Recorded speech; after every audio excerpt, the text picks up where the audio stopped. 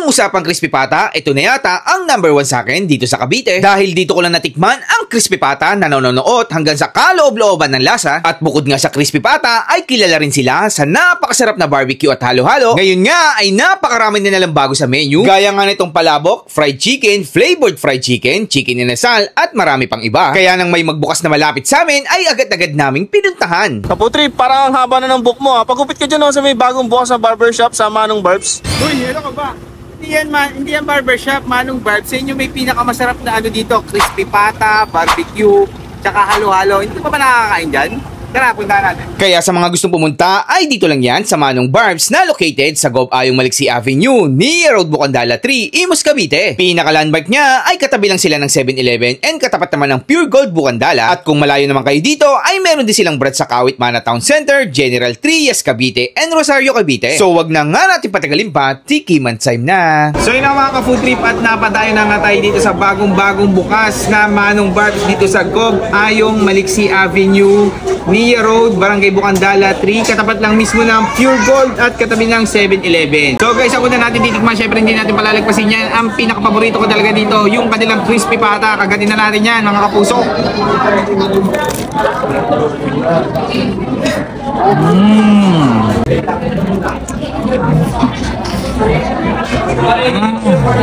And then ang isa sa mga bago natin titikman dito guys, yung kanilang fried chicken na meron dalawang klaseng sausawan. So itong isa ay gravy, tapos pwede rin kayo na may flavor na honey butter. So try natin sa honey butter yan guys. Ayan. Chicken, sausaw natin. Honey butter.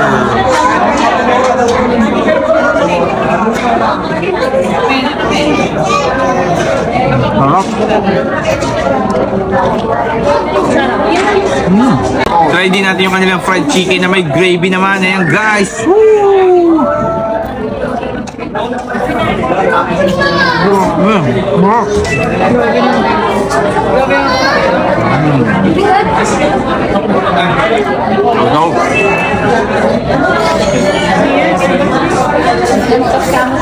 Flavored chicken sasawsan natin dito sa kanila. Garlic parmesan yung flavor nito guys. Ayan.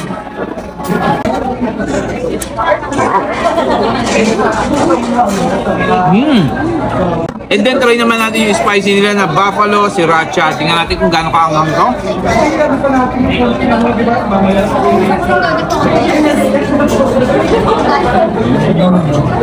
Anghang. So guys, try din natin itong kanilang chicken inasal. Ito ngayon ko na ito matitikman dito sa Manong Barbs. So try natin to guys. Grabe. Laki din ng ano nila dito, chicken inasal ha. Basta talaga barbecue, mga grilled, dito talaga the best sa Manong Barbs. Hindi natin guys yung kanilang palabok. Ayan guys, ang dami ng hipon sa ibabaw, tsaka eggs. Lagyan natin. Kumuha tayo, ayan.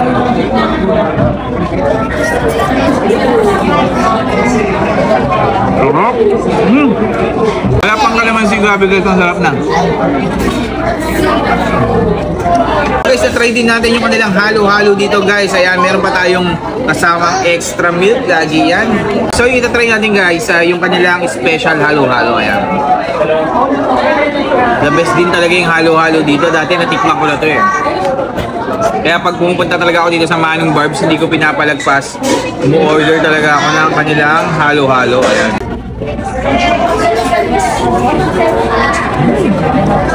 Sarap, grabe. Ibang klaseng yelo nila dito. Flavored yung yelo. Ayun no. Yelo pa lang may lasa na, tapos halo-halo na napakadami ng sangkap. Hindi ka talaga lugi sa binayad mo dito. So yun na mga ka-food trip, tutuloy kami pagkain namin. Enjoy kami, bye bye.